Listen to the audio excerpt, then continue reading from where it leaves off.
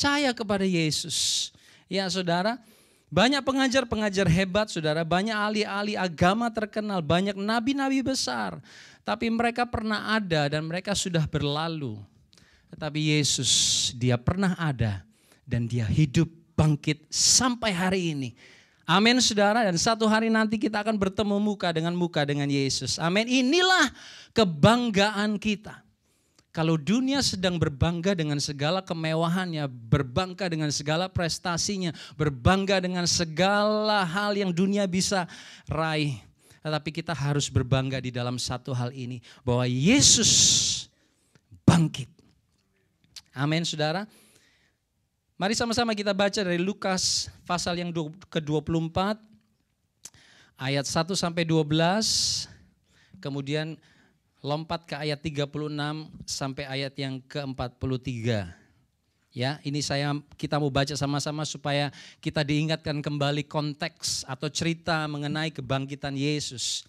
Tetapi pagi-pagi benar pada hari pertama minggu itu, mereka pergi ke kubur membawa rempah-rempah yang telah disediakan mereka, yaitu para wanita ya saudara, the Spice Girls. Mereka mendapati batu sudah terguling dari kubur itu. Dan setelah masuk mereka tidak menemukan mayat Tuhan Yesus. Sementara mereka berdiri termangu-mangu karena hal itu, tiba-tiba ada 2 orang berdiri di dekat mereka memakai pakaian yang berkilau-kilauan. Mereka sangat ketakutan dan menundukkan kepala. Tetapi kedua orang itu berkata kepada mereka, "Mengapa kamu mencari Dia yang hidup di antara orang mati? Ia tidak ada di sini, Ia telah bangkit.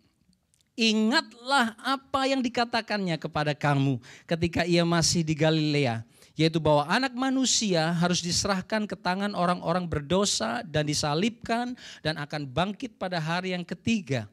Maka teringatlah mereka akan perkataan Yesus itu. Dan setelah mereka kembali dari kubur, mereka menceritakan semuanya itu kepada ke-11 murid dan kepada semua saudara yang lain. Perempuan-perempuan itu ialah Maria dari Magdala dan Yohana dan Maria ibu Yakobus. Dan perempuan-perempuan lain juga yang bersama-sama dengan mereka memberitahukannya kepada rasul-rasul. Tetapi bagi mereka perkataan-perkataan itu seakan-akan omong kosong. Dan mereka tidak percaya kepada perempuan-perempuan itu. Sungguh pun demikian, Petrus bangun lalu cepat-cepat pergi ke kubur itu. Ketika ia menjenguk ke dalam, ia melihat hanya kain kapan saja. Lalu ia pergi dan ia bertanya dalam hatinya, apa yang kiranya telah terjadi? Kemudian ayat 13-35, 2 murid yang pulang kembali ke Emmaus kampungnya, ya saudara tahu cerita itu. Kita lanjut ayat 36. Dan sementara mereka bercakap-cakap tentang hal-hal itu, Yesus tiba-tiba berdiri di tengah-tengah mereka dan berkata kepada mereka, "Damai sejahtera bagi kamu." Mereka terkejut dan takut dan menyangka bahwa mereka melihat hantu. Akan tetapi Yesus berkata kepada mereka, "Mengapa kamu terkejut? Dan apa sebabnya timbul keraguan-raguan di dalam hati kamu? Lihatlah tanganku dan kakiku, aku sendirilah ini. Rabalah aku dan lihatlah. Karena hantu tidak ada daging dan tulangnya, seperti yang kamu lihat ada padaku." Sambil berkata demikian, ia memperlihatkan tangan dan kakinya kepada mereka. Dan ketika mereka belum percaya karena girangnya dan masih heran, berkatalah ia kepada mereka, "Adakah padamu makanan di sini?" Lalu mereka memberikan kepadanya sepotong ikan goreng. Ia mengambilnya dan memakannya di depan mata mereka. Luar biasa, Yesus ini suka makan ternyata. Yang pertama dia lakukan adalah dia nongol, show off, dan minta makan saudara. Karena sudah 3 hari dia tidak makan di dalam kubur. Ya, jadi makan-makan seperti tadi pagi itu alkitabiah. Ya, harusnya makan ikan goreng tadi pagi untuk merayakan kebangkitan Yesus dari orang mati. Saudara, saya tidak akan bahas semua, paling enggak kita tahu ceritanya, kita diingatkan. Tetapi saya ingin fokus kepada beberapa ayat, mulai ayat 5 bagian terakhir sampai ayat ke-8 bagian awal. Ya, saya baca sekali lagi. "Mengapa kamu mencari Dia yang hidup di antara orang mati? Ia tidak ada di sini, Ia telah bangkit. Ingatlah apa yang dikatakannya kepada kamu ketika ia masih di Galilea, yaitu bahwa Anak Manusia harus diserahkan ke tangan orang berdosa dan disalibkan dan akan bangkit pada hari yang ketiga. Maka teringatlah mereka akan perkataan Yesus. Saya ingin bagikan dua pelajaran yang kita bisa lihat dari cerita ini. Mungkin banyak saudara ya, lain kali kita bisa bahas yang lain. Tapi pagi hari ini kita akan belajar dua hal yang sangat relate dengan kehidupan kita. 2000 tahun kemudian atau 3000 tahun kemudian sesudah Yesus bangkit. Yang pertama adalah perkataannya adalah kebenaran. Ya, dikatakan di situ, maka teringatlah mereka akan perkataan Yesus. Tiba-tiba mereka ingat. Ya saudara, kalau kita kembali lagi flashback ke hari Jumat, ya, pada waktu mereka melihat guru mereka, Tuhan mereka, Mesias itu tergantung tersalib, mereka shock, mereka putus harapan, mereka kecewa. Ya, bahkan para murid sempat kemudian melarikan diri pada waktu Yesus ditangkap. Wah, menyelamatkan diri masing-masing. Betul saudara? Ya, mereka lari ketakutan. Tetapi masih ada Petrus, lumayan lah, masih ngintil dari belakang. Kepengen tahu, jangan-jangan Yesus tiba-tiba lepaskan diri dan kemudian membebaskan diri. Ya, mungkin ini pikiran Petrus, dia ngintil dari belakang. Coba, padahal udah dikasih tahu. Kamu akan menyangkal aku. Siapa suruh ngintil? Coba nggak ngintil dia mungkin nggak menyangkal saudara ya. Ya, Petrus pun menyangkal. Thomas yang sudah 3 tahun bersama Yesus menjadi tidak percaya, menjadi apatis. 2 murid kembali pulang kampung. Apa-apaan semua ini. Nggak menjadi kenyataan. Ya saudara, kita melihat mereka lupa. Mereka lupa perkataan Yesus. 3 kali Yesus, kalau sudah baca dari pasal-pasal sebelumnya, 3 kali Yesus sudah kasih tahu mereka bahwa dia akan mati, dia akan bangkit pada hari yang ketiga. 3 kali saudara. Sebelum yang terakhir itu pada waktu makan malam terakhir dikasih tahu. Tetapi masih tidak ingat. Saudara, ya. Belum lama Yesus melakukan mujizat. Baru 3 tahun loh saudara. Baru 3 tahun mereka bersama Yesus. Mujizat-mujizat yang besar terjadi di dalam hidup mereka. 5.000, saya usia 46 tahun saya belum pernah kasih makan 5.000 orang. Saya juga belum pernah lihat satu manusia pun yang di seluruh bumi ya, yang melayani Tuhan, pendeta besar sekalipun selama 46 tahun. Kasih makan 5.000 orang pakai roti dan ikan. Belum pernah. Ini baru 3 tahun mereka melihat kejadian-kejadian yang hebat. Mereka sudah lupa. Ya saudara. Seakan-akan pengajaran Yesus itu masuk telinga kiri, keluar telinga kanan. Betul? Jangan tuding mereka Bapak Ibu Saudara. Kita pun seringkali seperti itu, betul enggak? Seringkali kita lupa. Atau kita anggap enteng, enggak masa benar sih. It's too good to be true. Enggak mungkin.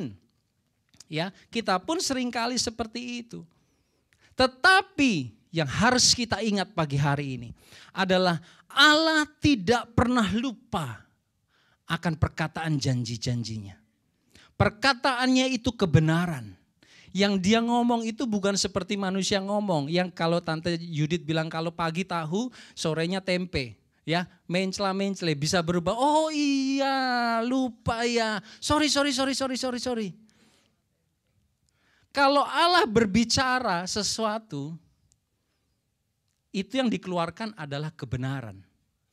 Kita tahu dari ayat firman Tuhan.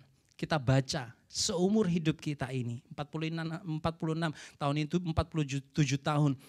Saya harus percaya, saudara harus percaya setiap perkataan yang keluar dari mulut Allah adalah kebenaran. Dan dia tidak pernah lupa. Apa yang dia janjikan, apa yang Yesus katakan kepada murid-muridnya itu terjadi. Apa yang Allah katakan ratusan tahun sebelumnya, sebelum Yesus lahir dalam perjanjian lama, terjadi, digenapi di dalam kehidupan Yesus. Perkataannya adalah kebenaran. Masalahnya kita ini loh yang sering lupa. Karena apa? Karena kita anggap enteng. Sering gak kalau misalnya Bapak Ibu Saudara, ya istri kasih tahu, Pi atau Daddy, ini ya Mami ingetin ya. Kemudian baru belum 5 menit. Udah lupa, betul enggak? Bukan pendengarannya kurang tajam, enggak. Tetapi apa? Enggak apa? Enggak dengerin. Enggak dengerin bukan karena kuping loh saudara. Dianggap enteng, sepele, ya cerewet, ingetin terus. Kayak aku enggak tahu aja. Ya saudara. Begitu pula dengan murid-murid Yesus. Dan kita mau belajar pagi hari ini, kita belajar bahwa perkataan Yesus tidak pernah meleset. Kalau dia katakan aku akan mati, aku akan disalibkan, aku akan bangkit, itu terjadi. Apa yang pernah dinubuatkan tentang Yesus ratusan tahun sebelumnya, itu terjadi. Dan apa yang sudah dituliskan di dalam firman Tuhan, saya percaya itu akan terjadi. Dan kita sedang ada di dalam penggenapan firman Tuhan, yaitu akhir zaman. Ya, mungkin satu kali kita perlu dengar khotbah tentang akhir zaman. Jadi mata kita terbuka bahwa kita sedang ada di tengah-tengah zaman akhir ini. Dunia akan semakin rusak, dunia akan semakin jahat, dan kita sedang di tengah-tengah penggenapan janji firman Tuhan. 2 Petrus 3 ayat 9 berkata, Tuhan tidak lalai menepati janjinya, sekalipun ada orang yang menganggapnya sebagai kelalaian. Saya belajar dan kita pun pagi hari ini perlu terus belajar dan diingatkan bahwa Tuhan itu Tuhan. Dia tidak pernah lalai, dia tidak pernah lupa ya saudara untuk menggenapi janji-janjinya. Mungkin seringkali kita berpikir, ya Tuhan lupa kali sama doaku. Ya Tuhan gak dengar kali dengan permohonanku. Sampai hari ini belum ada kejadiannya. Tetapi pagi hari ini kita lihat. Ya, jangan seperti murid-murid. Jangan seperti murid-murid yang lupa. Bilangan 23 ayat 19 dikatakan, Allah bukanlah manusia, ingat baik-baik, Allah bukanlah manusia sehingga ia berdusta. Bukan anak manusia sehingga ia menyesal. Masakan ia berfirman dan tidak melakukannya, atau berbicara dan tidak menepatinya. Seringkali kita melihat Tuhan seperti kita melihat suami kita. Atau kita melihat Tuhan seperti kita melihat istri kita. Atau kita melihat Tuhan seperti kita melihat bos kita yang lupa akan janjinya. Atau bohong. Atau tidak tepat waktu. Tidak tepat kata-katanya. Seringkali kita menilai Tuhan seperti kita melihat manusia. Tetapi firman ini katakan saudara, dia bukan manusia. Amin. Coba katakan ke kanan kirimu, Allah bukan manusia. Seringkali kita turunkan Allah itu seperti sama aja nih kayak dia. Ya saya sering dibohongin dari dulu, orang tua gak pernah tepat janji, ya Allah juga begitu. Oh, firman Tuhan pagi hari ini berkata, dia bukan manusia sehingga dia berdusta. Ya, setiap perkataan mulutnya adalah kebenaran, pasti terjadi dan pasti digenapi. Ada amin saudara? Dan tidak pernah berubah. Ini yang sering kali saya katakan berkali-kali. Ini tidak pernah berubah saudara. Ia memang dicetak dalam berbagai macam bahasa. Tetapi dari dulu sampai sekarang dan sampai selama-lamanya, jangan cari Alkitab yang divariasi, tidak akan ada. Banyak orang kalau di dunia ini sukanya variasi kan, tas divariasi, ya apa sepatu divariasi, rambut divariasi, segala sesuatu divariasi supaya kelihatan menarik, betul? Jangan berharap firman Tuhan pun seperti itu.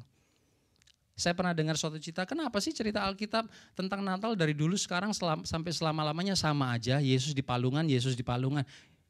Because that's the truth. Karena itulah kebenaran. Kebenaran itu tidak perlu divariasi, dia tetap benar dulu, sekarang, dan selamanya. Dan dimanapun kita berada itu tetap kebenaran. Mutunya tetap sama. Kalau saudara ke restoran aja, ya saudara bisa tahu. Yang suka makan, suka kuliner pasti saudara tahu. Ini ya dulu rasanya nggak seperti ini. Sekarang sudah berubah, kokinya berubah. Betul nggak? Kayaknya tukang masaknya berubah nih, mutunya berubah. Kayaknya rasanya kurang apalah, kurangnya kita cari makanan lain, restoran lain. Tapi tidak begitu dengan firman Tuhan. Dia tidak berubah. Dari dahulu, sekarang, dan selama-lamanya. Artinya apa? Janjinya pun tidak akan berubah. Kalau dia berkata, aku menyertaimu sampai akhir zaman, dia menyertai saudara sampai akhir zaman. Masalahnya, saudara dan saya seringkali tidak merasakannya. Tetapi dia Allah atau tidak, bukan tergantung perasaan saudara. Betul? Dia tetap Allah yang bertahta, dia tetap Allah yang berdaulat, dia tetap Allah yang sanggup melakukan segala perkara.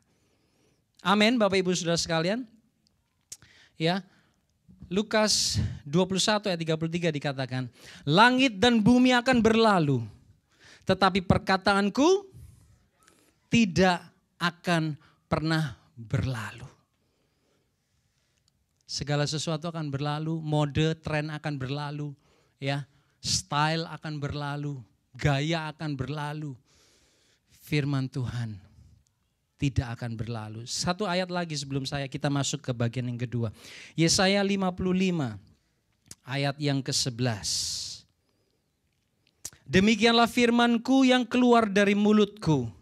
Ia tidak akan kembali kepadaku dengan sia-sia, tetapi ia akan melaksanakan apa yang ku kehendaki dan akan berhasil dalam apa yang kusuruhkan kepadanya.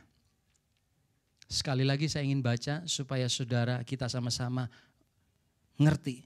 Firmanku yang keluar dari mulutku, Allah berkata, tidak akan kembali dengan sia-sia. Tetapi ia akan melaksanakan apa yang ku kehendaki dan akan berhasil dalam apa yang kusuruhkan kepadanya. Oleh karena itu setiap orang yang hidup dalam firman, punya firman di dalam hidupnya. Firman itu akan mengerjakan sesuatu. Firman itu hidup.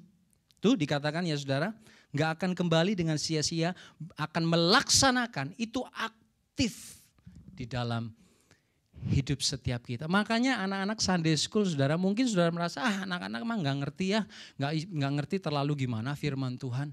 Tetapi saudara, apa yang mereka dengar pada waktu mereka kecil, pada waktu nanti mereka besar, itu tidak lupa loh saudara. Mungkin sudah belasan tahun, tetapi Roh Kudus sanggup kembali mengingatkan dalam hidup mereka. Oleh karena itu seperti hari Jumat ya Om Sam khotbahkan, hati-hati dengan perkataan mulutmu. Apa yang kau katakan itu akan terjadi. Amin. Kalau kita katakan kutuk kepada orang lain atau terutama nih kepada anak-anak kita, ya itu akan terjadi. Tetapi kita katakan firman, itu pun akan terjadi. Katakan sama-sama akan terjadi. Kalau saudara bilang kepada anak-anak saudara, kamu akan naik dan tidak akan turun.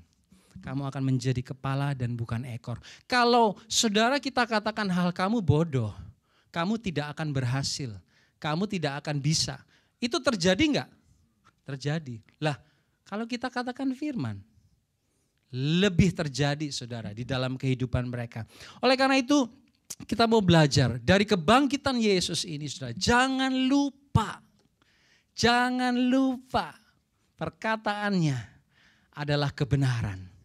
Amin. Apapun yang terjadi di dalam kehidupan kita, back to the Bible. Kembali kepada firman Tuhan. Jangan dengar dari hanya news aja saudara. Jangan dengar dari apa kata orang. Jangan dengar dari apa yang orang katakan. Apa yang firman Tuhan katakan. Jangan seperti murid-murid menjadi lupa padahal sudah melewati begitu banyak hal bersama dengan Yesus. Yang kedua, Yesus adalah kebangkitan dan hidup. Ayat 5 dikatakan, mengapa kamu mencari Dia yang hidup di antara orang mati? Ia tidak ada di sini. Ia telah bangkit. Kematian tidak sanggup menahan Yesus. Iblis tidak sanggup merampas kehidupan itu dari dalam Dia. Karena Yesuslah kebangkitan dan hidup. Dan selama hidupnya, selama pelayanan Yesus, Dia alirkan kehidupan. Saudara ingat pada waktu Yesus membangkitkan anak perempuan Yairus yang sudah mati? Ya, dia masuk ke kamar itu, anak itu dibangkitkan. Saudara ingat Lazarus yang sudah 3 hari mati? Yesus datang dan disuruh Lazarus, Lazarus, keluarlah. Ya, Yesus membangkitkan seorang anak laki-laki dari seorang janda. Ya, dalam perjalanan mereka dari rumah ke kuburan, Yesus ketemu dengan mereka dan Yesus suruh mereka berhenti. Dan Yesus bangkitkan mereka. Dari dalam kehidupannya selalu mengalir kehidupan. Selalu mengalir kehidupan. Ya. Bagaimana sekarang pengaruh kebangkitan Yesus di dalam hidup setiap kita zaman ini? Hari ini, bagaimana pengaruh kebangkitan Yesus? Mari sama-sama kita buka dalam Yohanes 10 ayat 10. Ya, ayat yang sangat terkenal. Pencuri datang hanya untuk mencuri dan membunuh dan membinasakan. Aku datang supaya mereka mempunyai hidup dan mempunyainya dalam segala kelimpahan. Hidup dalam segala kelimpahan. Yesus bangkit, Yesus hidup, Dia alirkan kehidupan dalam hidup kita supaya kita memiliki hidup. Saudara nanggap? Nah, sekarang pertanyaannya, hidup yang seperti apa? Di situ ditulis, hidup dalam segala kelimpahan. Banyak orang ngertinya atau nangkepnya, maunya hidup dalam segala kelimpahan itu kaya raya. Tunggu dulu, kita belajar dulu satu hal ini. Ya, hidup dalam segala kelimpahan itu artinya, kata lainnya, hidup supranatural. Tuh, kok bisa ya hidup supranatural? Coba kita lihat. Ya, kalau hidup saja, Tuhan datang memberi hidup, itu normal. Ya, orang nggak kenal Yesus pun hidup. Betul? Bernafas, hidup. Itu hal yang natural, itu hal yang normal. Tetapi belakangnya ditulis dalam segala kelimpahan. Itu super. Berarti apa? Hidup dalam segala kelimpahan artinya kita hidup supranatural. Enggak biasa. Lebih dari yang biasa. Ada amin saudara? Atau saudara ingin ikut Yesus hidupnya biasa-biasa aja. Ya orang lain begitu, saya juga begitu. Atau kepingin hidup yang supranatural. Orang lain tidak bisa bikin, kita bisa bikin. Orang lain tidak punya kuasa, kita punya kuasa. Mau yang mana? Hidup yang natural atau hidup yang supranatural? Yang keras saudara? Itulah hidup dalam kelimpahan. Kita akan belajar sedikit sama-sama ya saudara. Kelahiran Yesus itu supranatural. Ya, kalau orang biasanya natural, normalnya lahir karena hubungan suami istri. Kelahiran Yesus lahir bukan karena hubungan suami istri. Itu namanya supranatural. Kematian Yesus supranatural. Dia tidak berdosa.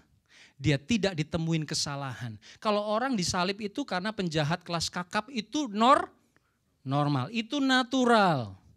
Tetapi orang tidak berdosa, tidak ditemukan kesalahannya, harus tergantung di kayu salib menggenapi nubuatan yang ada itu supranatural. Terakhir kebangkitan Yesus. Nanti belum ya, kenaikan Yesus nanti. Kebangkitan Yesus dari antara orang mati. Orang mati itu natural, normal. Tapi bangkit dari kematian itu, katakan.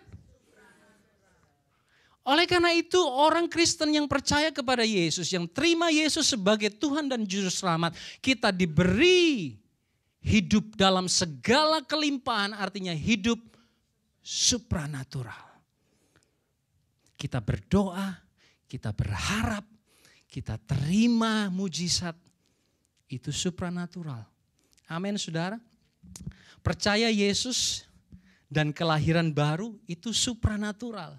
Coba bayangkan, dari sekian puluh, berapa sih orang di dunia ini, miliar, billion, saya nggak ngitung. Nggak ngitung aja udah rambut putih semua, apalagi ngitung saudara, botak kali saya. Ya, terima firman yang sama, tapi mereka nggak percaya. Berarti untuk percaya, bisa percaya Yesus itu mujizat. Itu mujizat pertama dalam hidup saudara, jangan lupa. Itu hidup supranatural. Ya, berikutnya, menerima hidup kekal. Hanya percaya Yesus. Cuman ngomong percaya Yesus, percaya dalam hati dan percaya Yesus, terima Yesus sebagai Tuhan dan Juru Selamat. Kita dapat hidup kekal. Benar Pak Pastor? Betul. Wah, itu supranatural. Yang natural apa? Kita kerja. Betul, berbuat baik. Ya, tolong orang. Supaya kita bisa masuk surga. Itu natural biasa. Semua orang juga begitu. Tetapi melalui Yesus, melalui karya penebusannya, melalui kemurahan Tuhan, kita percaya dan kita diselamatkan. Itu supra. Iya, saya kepengen saudara terus ngomong supranatural sehingga saudara waktu keluar saudara tahu hidup saudara itu tidak biasa-biasa aja. Amin. Ya. Rohnya, Roh Kudus, Roh Allah tinggal di dalammu. Coba pegang, tinggal di dalammu. Itu secara logika enggak masuk akal. Betul Bapak Ibu, saudara sekalian. Tetapi firman Tuhan katakan Roh Kudus, engkau adalah bait Roh Kudus. Berarti Roh Allah tinggal. Itu hal yang supranatural. Kita bisa panggil dia Aba, Bapa. Orang lain dengar kita ngomong seperti itu. Wah, ini kualat nih orang Kristen ya, kurang ajar nih panggil Allah Bapa. Ada yang babe, ada yang dedi. Wih, ini luar biasa, kurang ajar nih orang Kristen ya. Tapi saudara, firman Tuhan katakan seperti itu. Artinya apa? Kita tidak hidup secara biasa, natural. Oke, selanjutnya. Kita bisa mengucap syukur dalam segala sesuatu. Itu supranatural. Naturalnya apa? Ngomel. Naturalnya apa? Marah. Naturalnya apa? Gebrak meja. Itu naturnya kita manusia, betul? Tapi kalau kita bisa mengucap syukur di dalam segala hal, itu kalau kita bisa mengangkat tangan dan memuji, for you are great, you do miracles so great. Padahal di belakang di rumah masih banyak masalah, anak masih berontak dan sebagainya, financial masih gak karu-karuan. But we can say you are great and you do miracles so great. Itu supranatural. Pada waktu saudara memberi dengan bahagia, dengan sukacita, itu supranatural. Pada waktu kita lepaskan pengampunan, itu supranatural. Pada waktu kita mengucapkan berkat buat orang yang menyakiti kita, itu supranatural. Pada waktu saudara berjalan 2 mil padahal hanya diminta 1 mil, itu supranatural. Pada masa tua firman Tuhan katakan engkau akan tetap segar dan akan berbuah lebat. Amin, Bapak Ibu yang senior katakan amin. Itu supranatural. So your life this morning, because of the resurrection of Jesus, you are living, saudara hidup di dalam kehidupan yang supranatural. Supranatural tidak selalu bicara hal-hal gaib. Ya, tempel tangan, sembuh. Itu juga saudara. Tetapi seringkali orang Kristen itu hanya melihat hal-hal yang ajaib. Oh, berdoa ATM-nya tiba-tiba penuh gitu ya. Wah, itu supranatural, yes. Betul. Ada yang ketok rumah tiba-tiba ada bejibun berapa ton beras di depan. Itu supranatural, yes. Tetapi seringkali kita lupa. Hal-hal yang sederhana, yang natural menurut mata manusia, Tuhan bisa sanggup jadikan supranatural di dalam hidup kita. Amin. Kalau saudara lihat masa lalu saudara yang pemarah lah, mungkin yang cepat kecewa, cepat tersinggung. Tetapi 5 tahun, 10 tahun ke depan saudara melihat, loh aku kok gak seperti dulu lagi ya. Itu supranatural.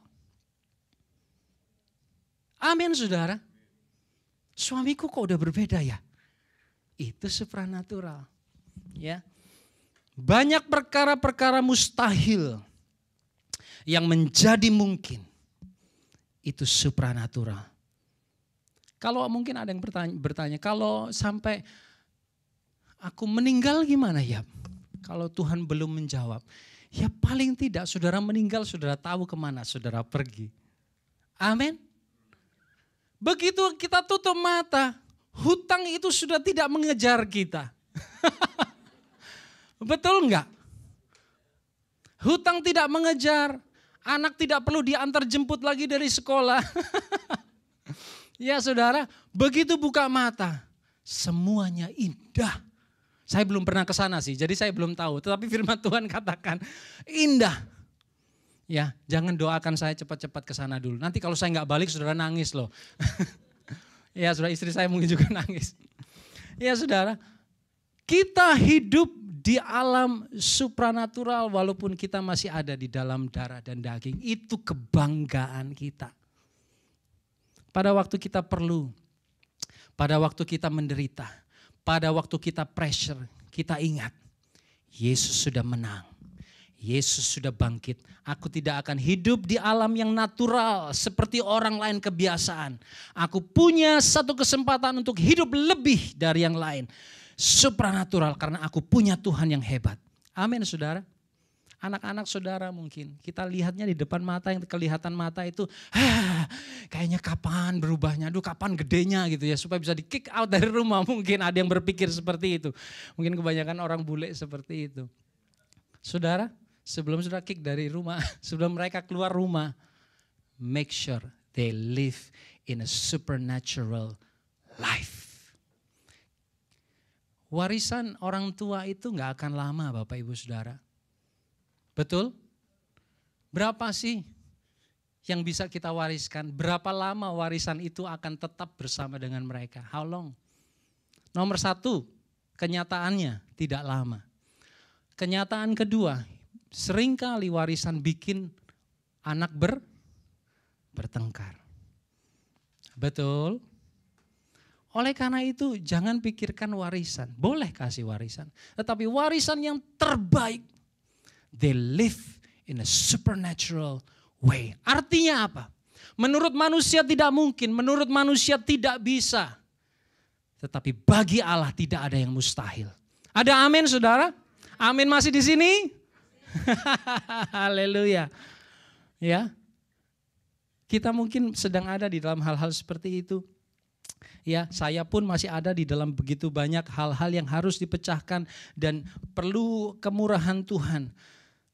Tetapi saya ingatkan diri saya sendiri. I live in a supernatural way. Kalau orang lain tidak dapat favor dari bos, kita mesti percaya. I am the son of God. I am the daughter of God. I have favor from my God and I live in a supernatural way. Amin saudara. Apapun yang saudara sedang alami hari-hari, percayalah.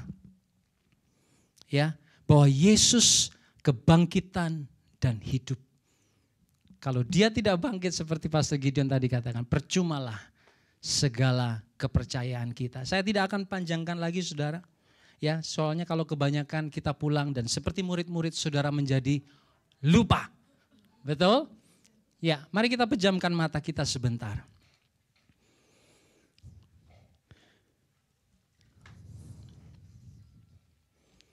Mari buat komitmen hari ini saudara. Tuhan tolong aku untuk aku tidak mudah melupakan apa yang sudah Engkau kerjakan, apa yang sudah Engkau katakan. Ya Bapa, Tolong aku untuk hidup di dalam kuasa kebangkitan-Mu. Ada kehidupan di dalam Yesus. Kalau saudara yang belum percaya, saudara sering dengar firman Tuhan dan saudara masih tidak menganggap kebenaran yang disampaikan pagi hari ini. Dan saudara ingin membuka hatimu, buka hatimu.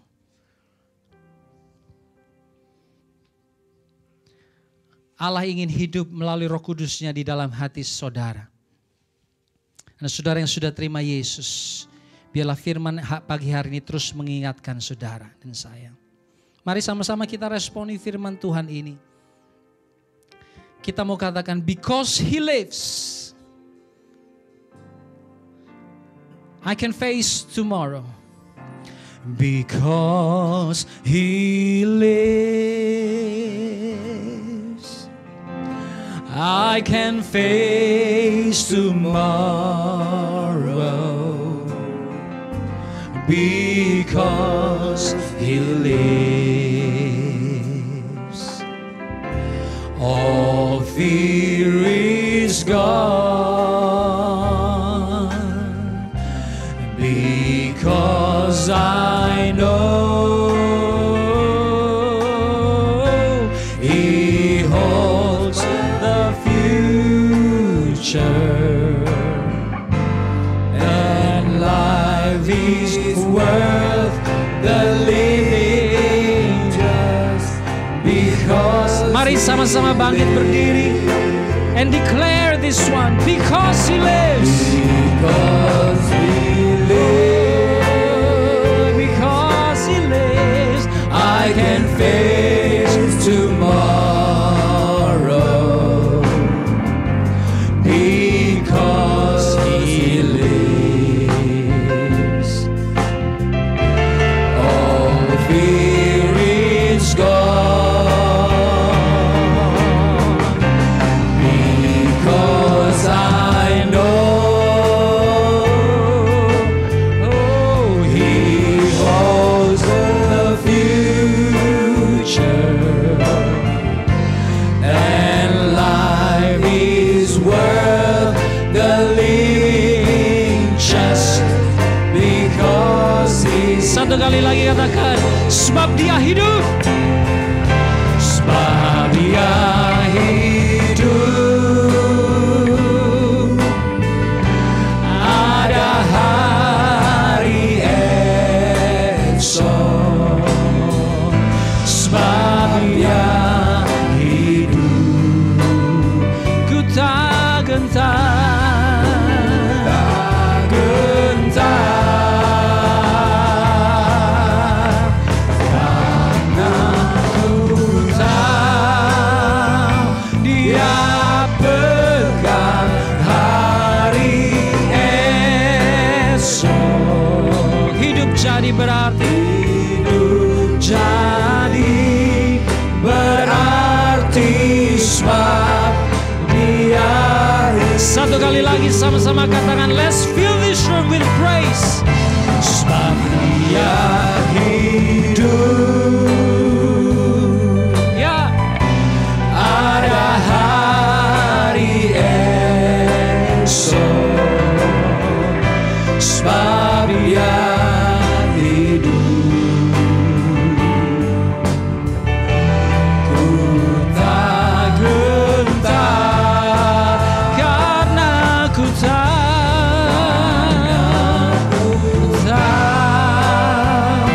Dia pegang hari esok. Hidup jadi berarti, hidup jadi berarti sebab Dia hidup. Saya panggil VV maju ke depan, katakan, hidup jadi berarti.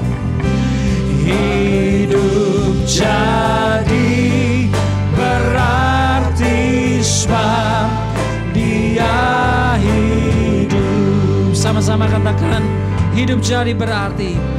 Hidup jadi, amin, berarti sebab Dia